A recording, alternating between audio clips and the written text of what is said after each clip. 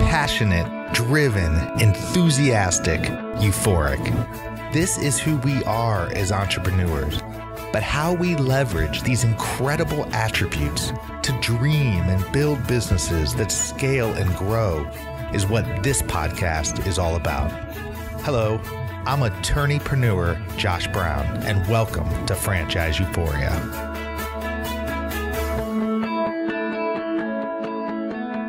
Hello, everyone. It's Dee here, bringing you another Best of the Best episode. Today, I'm sharing with you one of my all-time favorites, Josh's interview with the amazing Jaime Tardy of Eventual Millionaire. Listen in to hear how you can have it all, an enjoyable business and an enjoyable life. Hello and welcome to Franchise Euphoria, the podcast focused on helping people find success in life, business, and franchising. Today, I am over the moon to have Jaime Tardy on the show. Jaime is a business coach and speaker that helps entrepreneurs reach their goals.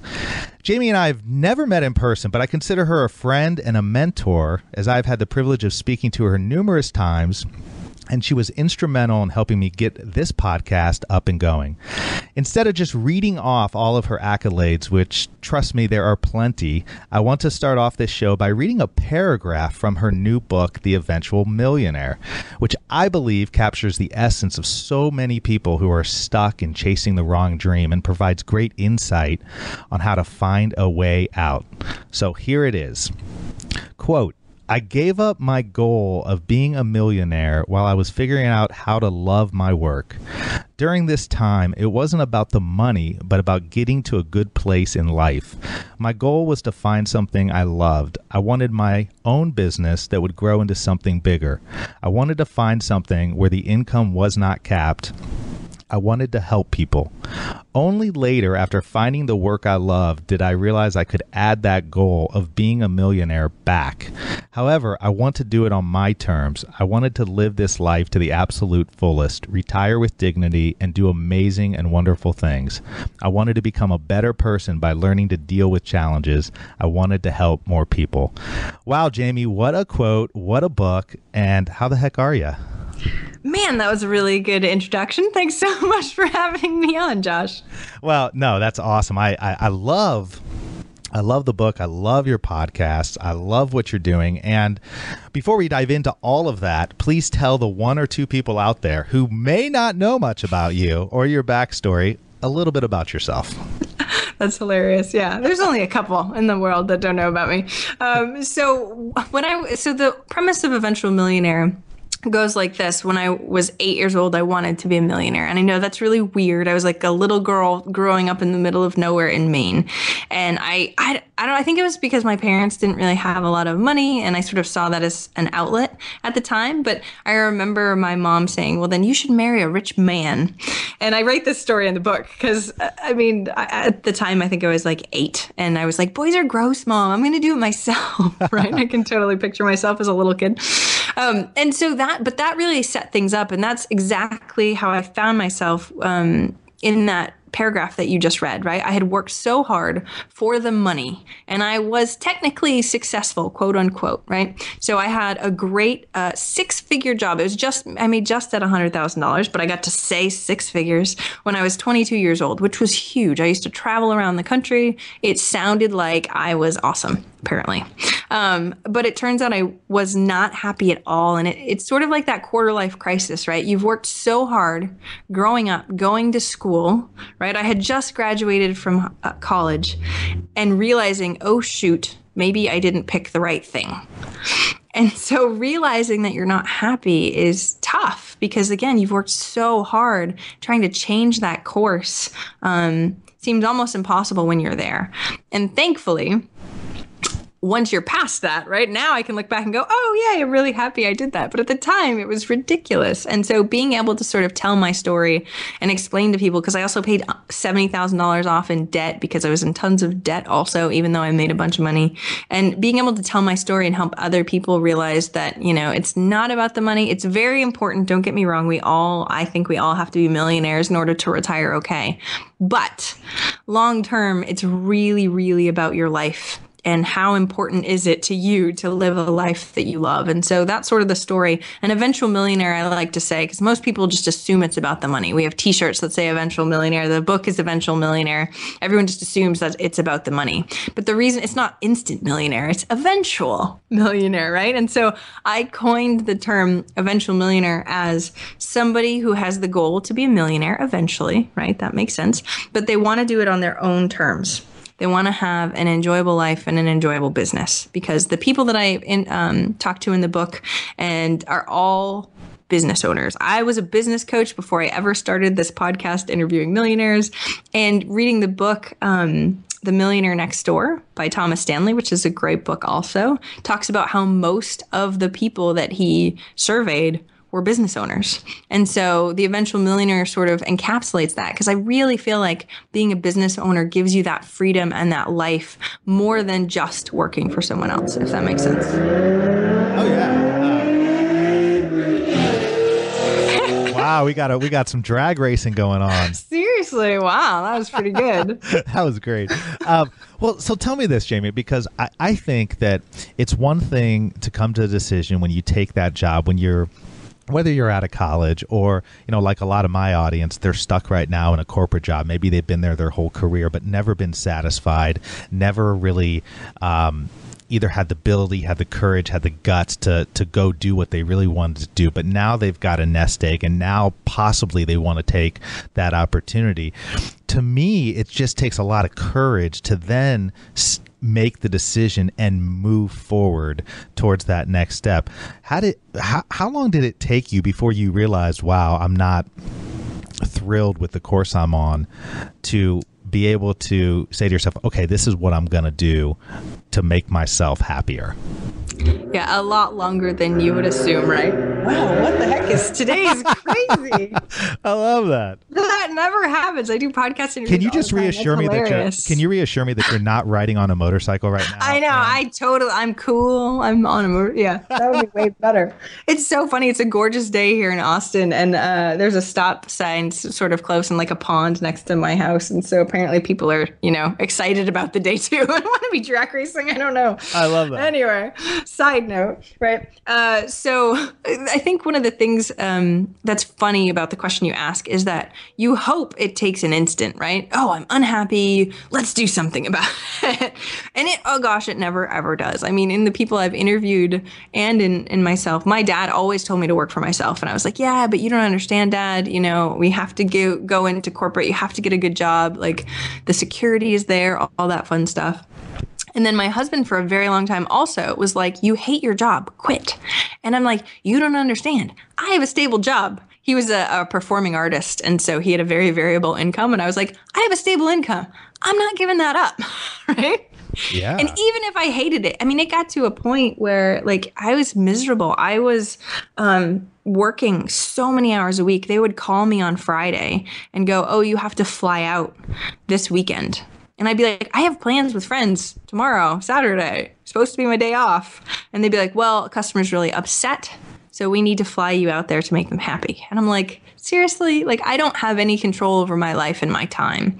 And I did that for it felt like a very long time before I had the realization, like, okay, I have to do something. And that do something was like, okay, I finally had the realization. It wasn't because I made the decision. It was because I wanted to have a baby. So something outside of myself really was that catalyst, which I try to explain to people. It's, I wish it was me, I couldn't do it on my own. I needed some sort of outside catalyst. But it's really interesting. The people that do it on their own, it takes them a little even longer than they'd probably want, because it's scary to do that, right? It's risky, so you think. So you're betting on yourself. And while you might be amazing and you're amazing, if you've never done something before, right? How do you know you're going to be amazing at it, right? If I made six figures, or if the people that are listening right now are doing really well for themselves, it's hard to leave that. It's even harder to leave that than if you had a crappy job that you made no money at, because there's money there, right? I talk to a lot of people who are like, oh, we're doing pretty well. We have some cash.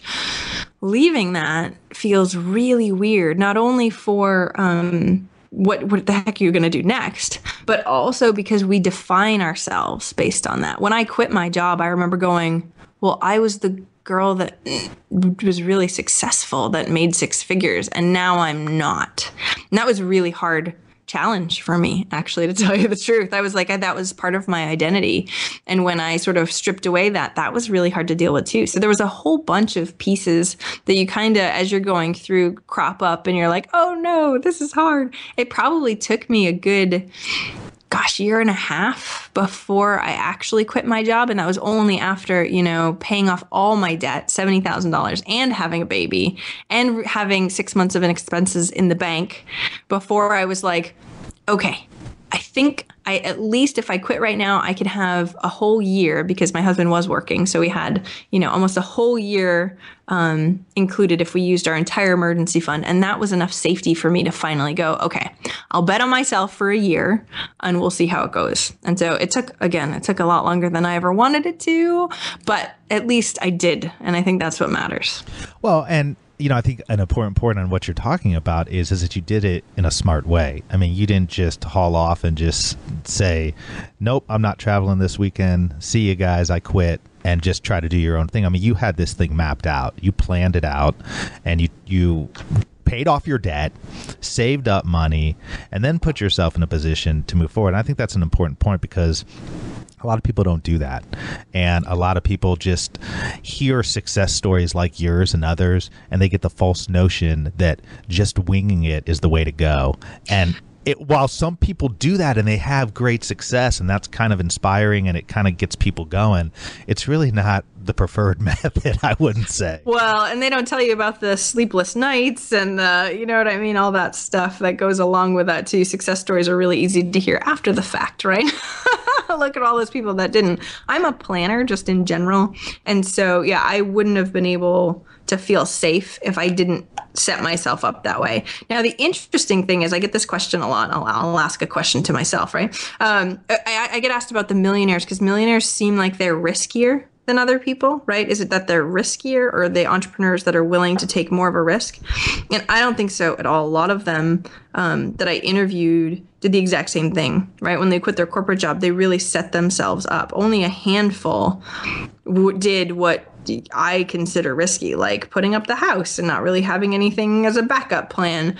Most of the millionaires that I interviewed David Heinemeier Hansen from 37 Signals, Base Camp, and all those I love that programs. Yeah. I do too. Amazing company.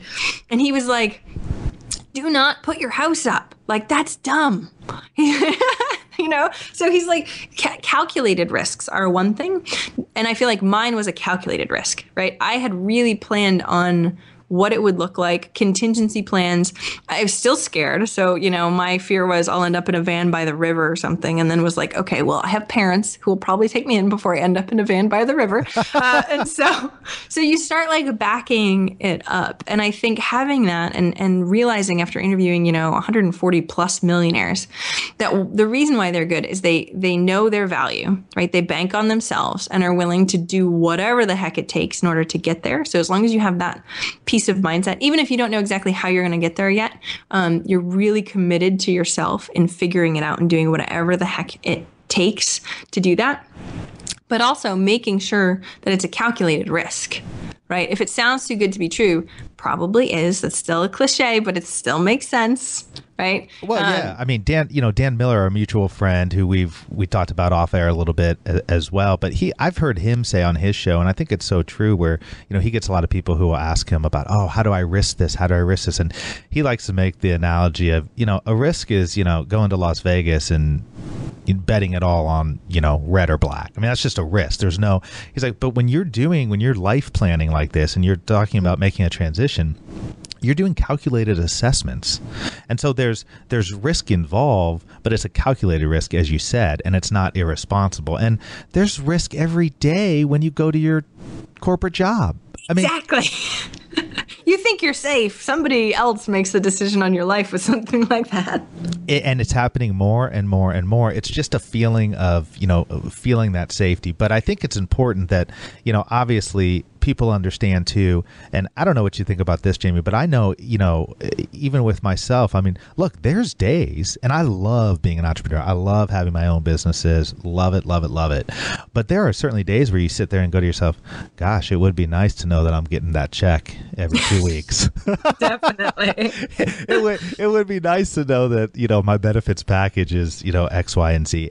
And so there, it's not like you just flip the switch and you never look back, but it's a balancing act of saying to yourself, I mean, for me, I finally decided to pull the trigger after years of probably driving my wife crazy. And she was actually the one who said, go and do your own thing. You're driving me crazy, because I always kind of wanted to, and I couldn't figure out why I was always would find myself unhappy at other law firms because I wanted to do it my own way.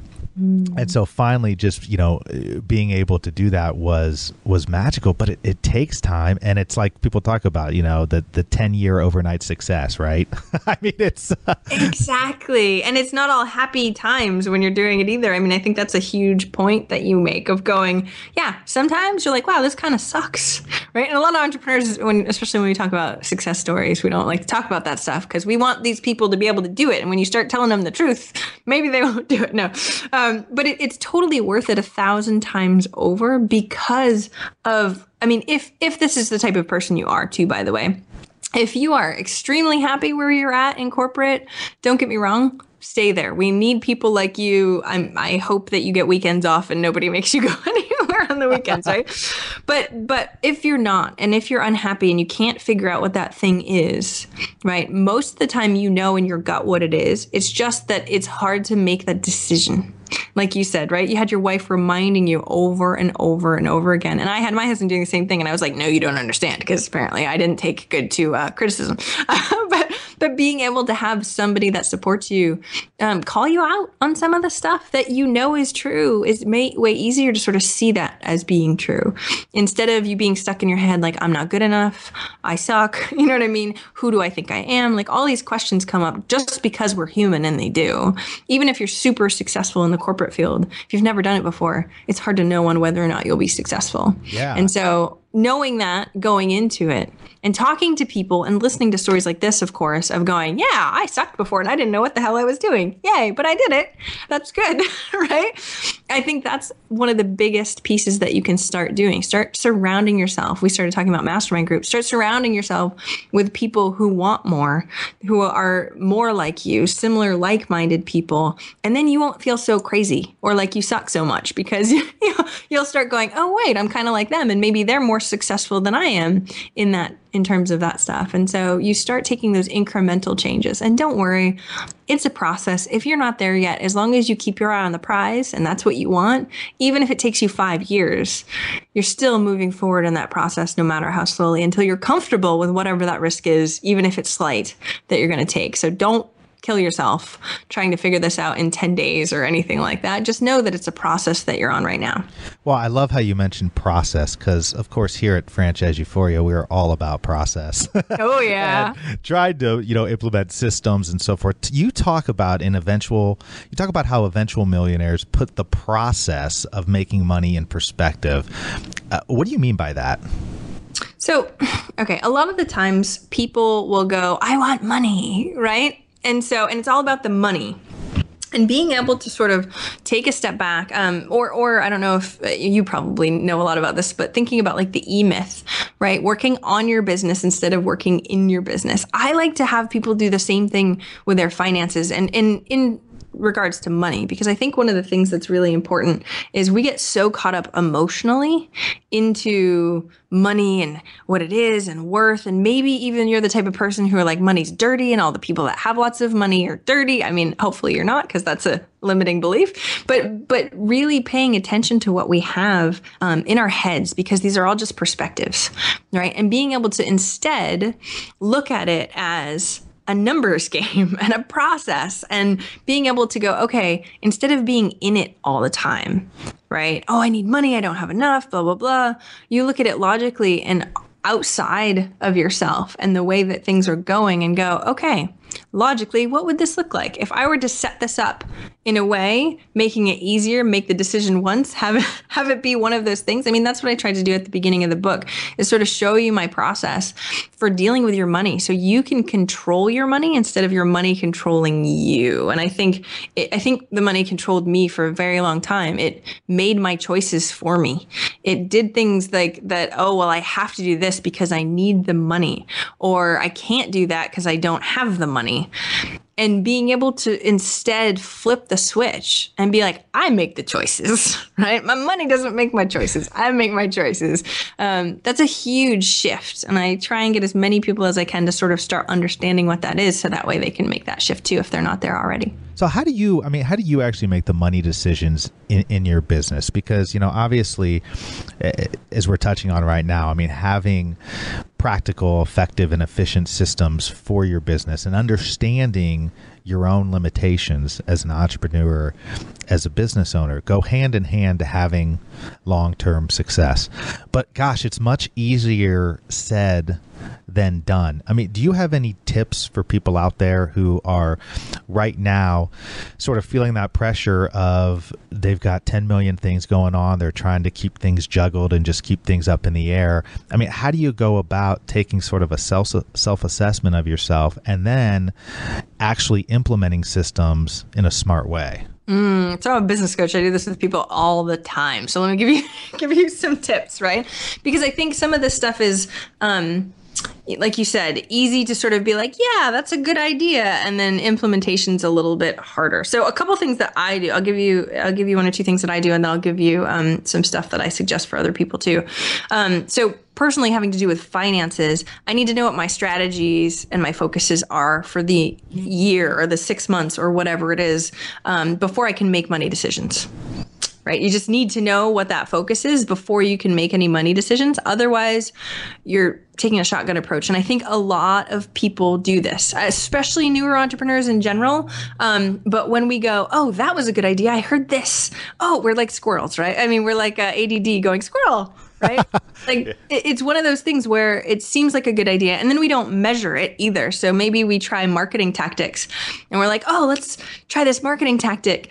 Oh yeah, that didn't really work, or that did really work. And then you kind of don't remember any of the results or what was worth it, what wasn't worth it. Right? So you start setting up these systems. And this is what I do with a lot of my clients, of going, okay, let's put a framework around it. We can only do one thing at a time. Unfortunately, in business, I try and have people, pick only 2 goals, because when we start going crazy, it just makes smaller incremental progress and you're not as happy being with that, because you're like, okay, great. Now I'm not even moving very fast. So what we want to do is really get good and clear and focused on what our goals are. If we can do that, then we can start to go, okay, how do I make the decisions that I have in my business based on what I said that I wanted, right? Instead of just making a decision because it feels good. So thinking about the way that goes, we start figuring out the focus, the main focuses that we have, the goals that we have to be able to make decisions. And then in dealing with money specifically, budgets, right? Almost every company I go into doesn't have a budget, no matter how big they are. Or they do, but it's sort of like a winging it kind of budget. Not like, hey, we looked at last year's budget, we spent this much money. Looking at this year, how much does it look like? And so being able to really have that traction and data and setting up those systems in order to make that work is hard, because we're running around like chickens with our heads cut off in our business, going like just trying to keep afloat most of the time. But being able to set those up will allow you to start catching up, right? Getting your head above water, starting to be able to make better decisions based on better information, because you've measured stuff. And you can go, when say Christmas is coming up and you go, okay, great, let's look at everything last year. Last year we spent this much money. This year, we want to ramp up a little bit. These are the marketing tactics that worked last year. Let's do more of that, right? We're basing it on stuff. And the only reason why we have that is because we started measuring it, right? And a lot of companies, especially newer, don't do that at all. We're, like I said, going, hey, that sounds like a good idea. Let's try that. Hey, that works.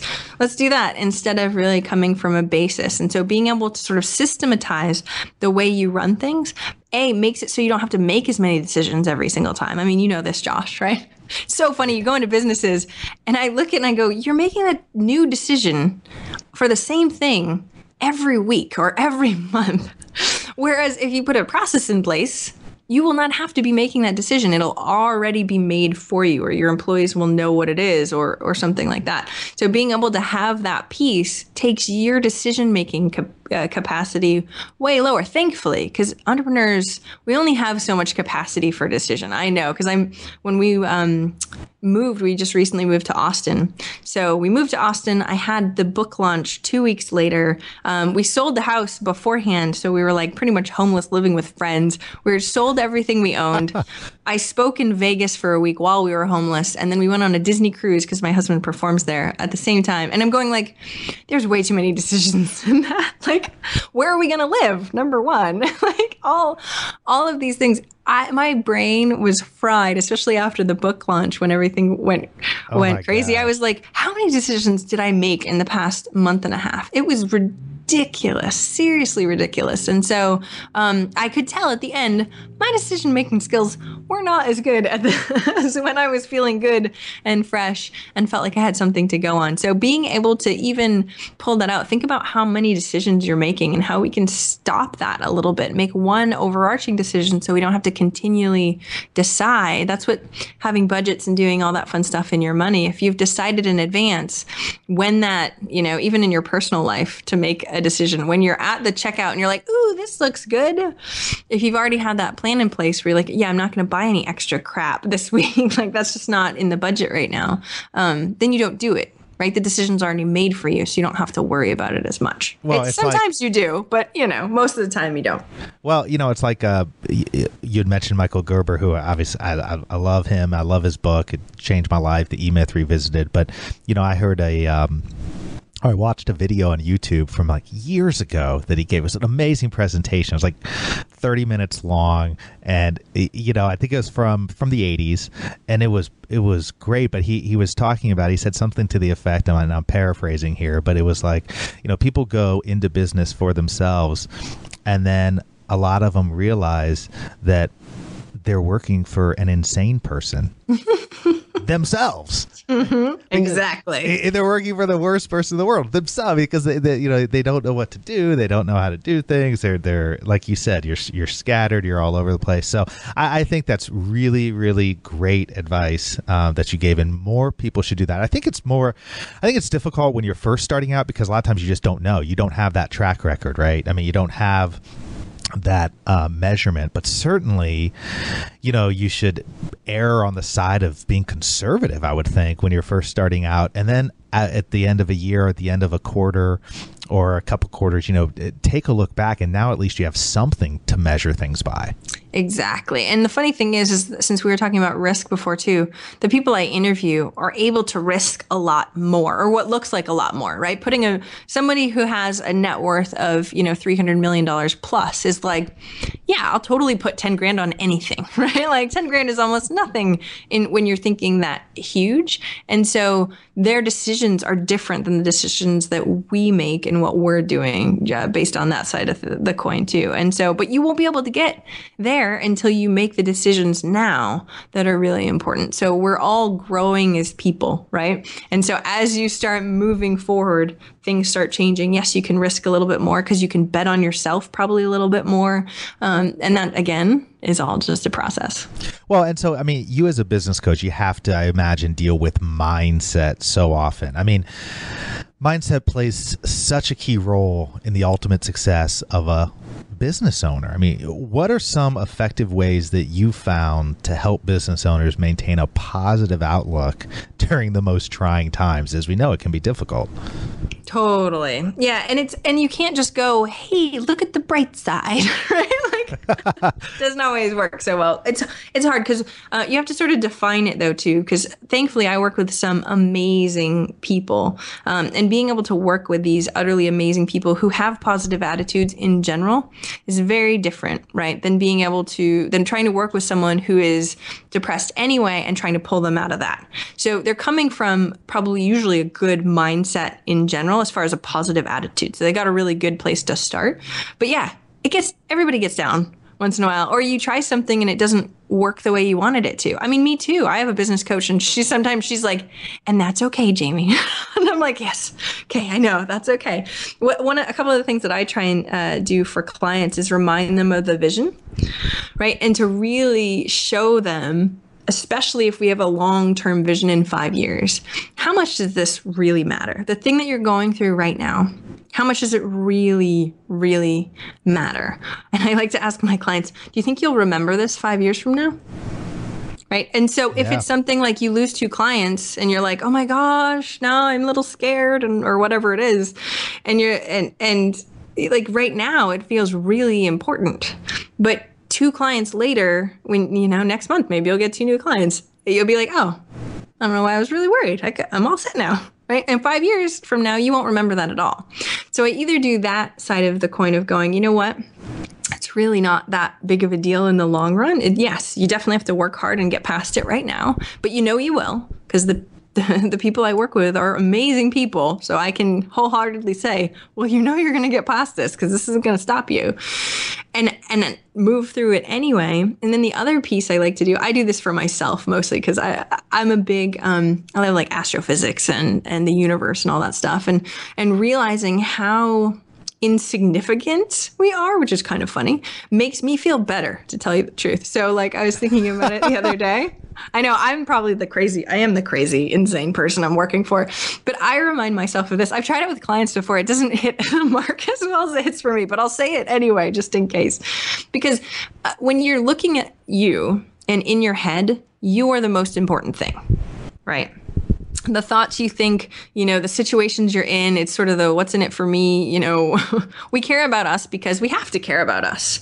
But when you start to sort of dial that back, and so when I start to try and take that view, right, looking at the world from space, you are this very, very small piece of the world. Your problems are even smaller than that. Right? Time is going to continually pass no matter what. And then I like to back, because I said I'm a geek. So I back it out even further and go, okay, thinking about it from the universal scale and how big the universe is comparatively to the not even a speck that we are. Like our problems are nothing in the amount of time that there is in the universe and the amount of space that there is in the universe. So if it's really not that big of a deal on how this turns out in the long run, then it's okay. Like this is going to pass no matter what. It's a very small and insignificant thing. Even if my perspective right now is like, oh my gosh, this is amazing. This is the worst thing that's ever going to happen. We can do that to ourselves very easily, get caught up in all that. But being able to take that fresh new perspective, to me, might not help other people, but that's what I do to really try and pull myself to have a different perspective. Not even just, oh, other people have it better or anything like that. Not thinking of, just a human being's capacity, but thinking way bigger than that. Or if you're very spiritual, thinking about that stuff, it's all going to work out in the end. So really freaking out over this stuff. Not that I don't freak out, not that my clients don't freak out, because that just happens, but trying to remind yourself of that when that happens is really important. The first time I had that feeling when I realized I'm just so insignificant in the grand scheme of things was the first time I went to New York City. It seems kind of strange, but I mean, I go to New York City. I'm like, you walk the streets of Manhattan and everything. And this was years and years ago when I was younger, a teenager. I'm like, gosh, there's this whole other world out there. And what I have going on in my own little life back in Indiana, gosh, is just so insignificant. Now, at that time, I don't think I had the wisdom that you had to basically look at it. I was like, wow, what I'm doing is just nothing. See, and that's how most people look at it. Like, oh, that makes me worse. And I'm like, no, to me, it makes your problems worse. So in the end, whatever you do, if it doesn't matter either way, but you can be happy in it, that's what I take from it. I take it as a positive, not a negative at all. Oh, I love that. Well, I mean, every entrepreneur needs to be resourceful in order to be successful. I mean, no matter how good the blueprint, there are going to be things that come up where the owner, the entrepreneur must be able to make a decision. And you interview millionaires every week, and you talk about this in your book as well. So you have an incredible network. But for those that don't have big networks or a lot of resources, how can they begin to build up their network so they have one before they need it? And let me let everybody know, 4 years ago, I had zero network. I lived in a small town in Maine with 2,000 people and nobody was in business in my town, pretty much, maybe two. So yeah, don't get me wrong. This is not something that like I was born into or anything like that. I remember the day that I wanted to go online. I was working locally as a business coach and was like, wow, I'm spending so much time driving around the middle of nowhere in Maine trying to find people to sell coaching to.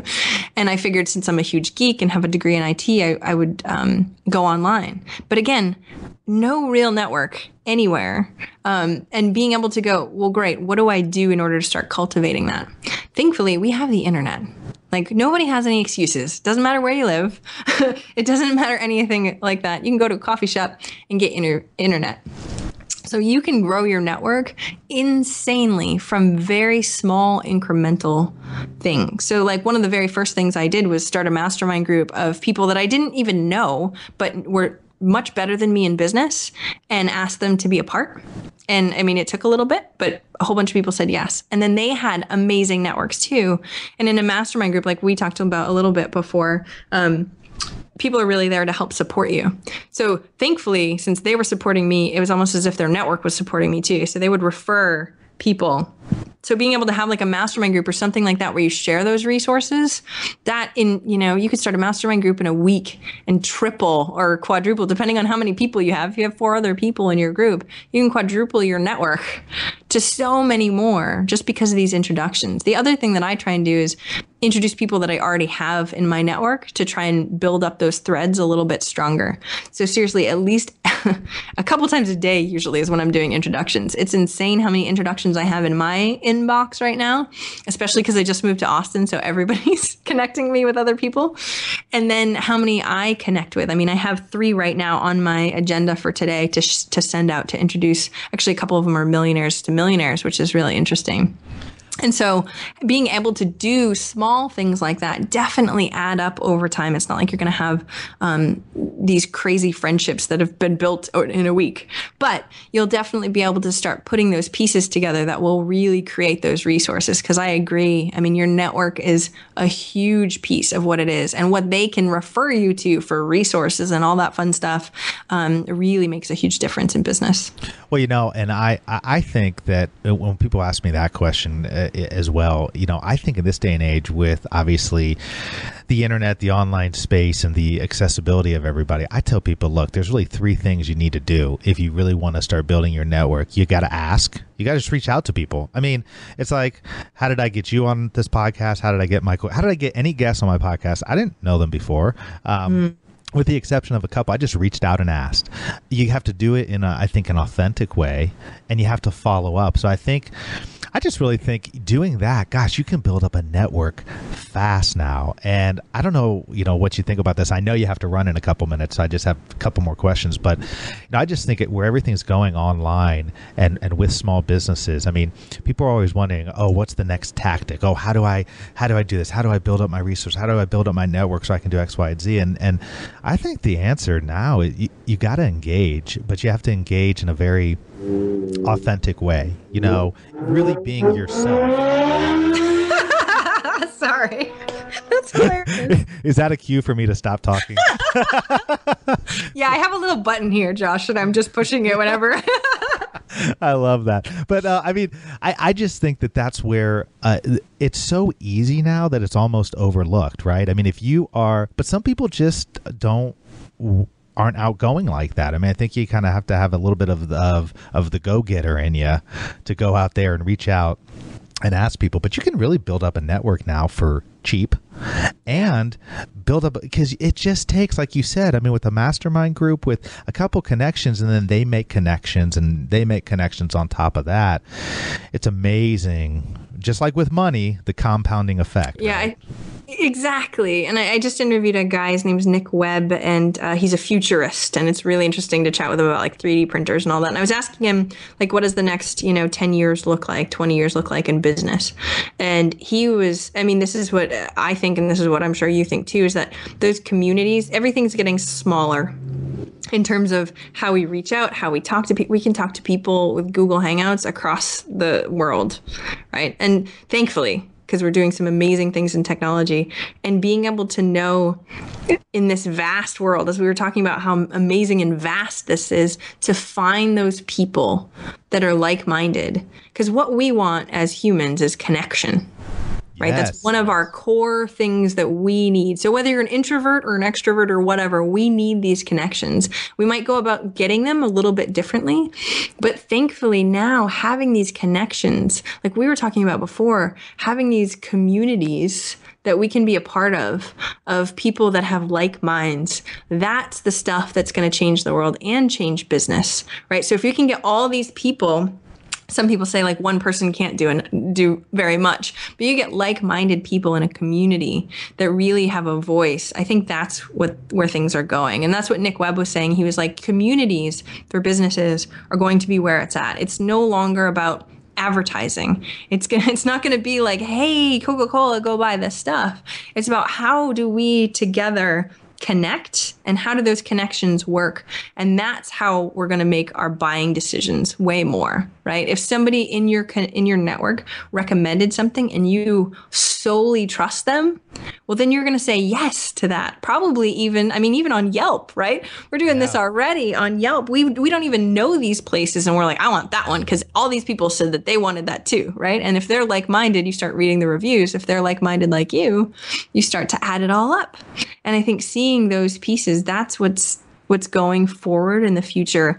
And businesses need to make sure they're coming up to speed on that, right? I have a client who does a lot of TV advertising and they're like, oh no, the TV advertising is sort of not working out so well, right, anymore. And so what is that next big thing, right? Because some of the stuff that was working in the past isn't working so much anymore. So we need to make sure as business owners, or even if you're in corporate right now, we need to make sure that we're adaptable and can start seeing what these changes are that are coming up and start moving. It's all about connection, I think, in the next 10, 20. I mean, it's forever, I think, but we're able to do it much better now with technology. It's connection, community, storytelling. I mean, even where direct marketing and traditional advertising works, it works best now where it drives to a community or it drives part of a community. And so I think that, I could not agree more with that. And I think that, in the franchise world, they are slow on the uptake on this. And I see this in a lot of businesses. They're just not doing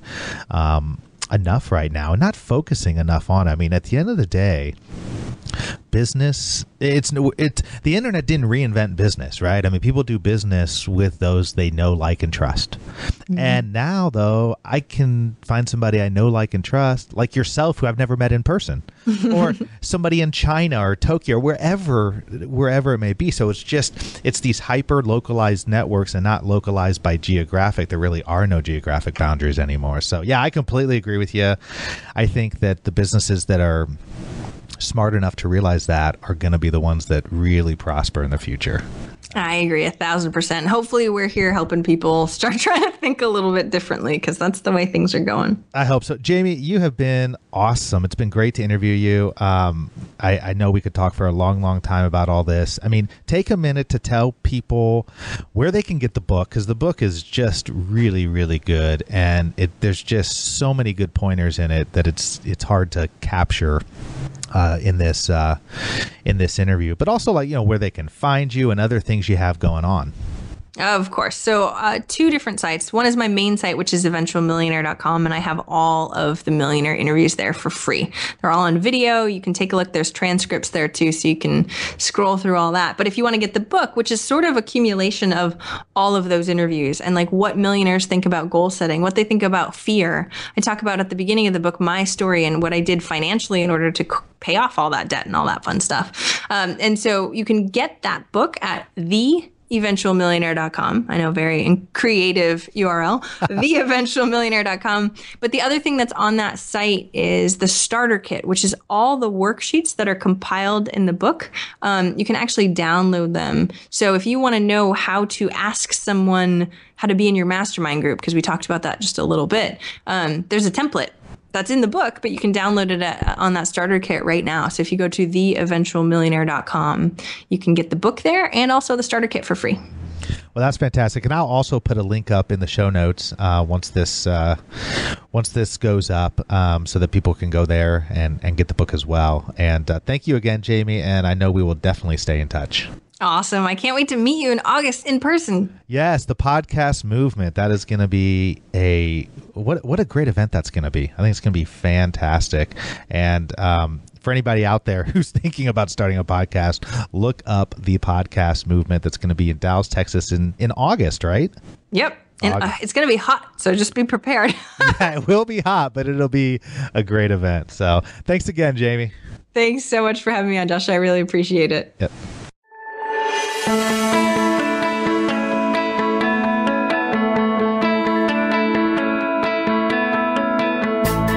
Thanks for being with us today on the Franchise Euphoria podcast. If you enjoyed this episode, please be sure to go to iTunes and provide a review.